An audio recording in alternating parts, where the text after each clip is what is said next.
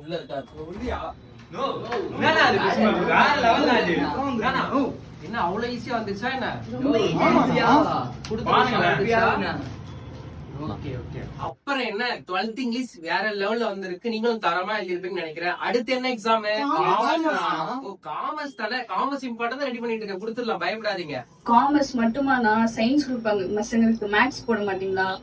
அது எப்படி science group பசங்களை விட்டுருவோமா? அதுவும் மேக்ஸ பார்த்தா நம்ம பிள்ளைங்களுக்கு பெரிய அலர்ஜி மாதிரி பயமா வேற பயப்படுறாங்க.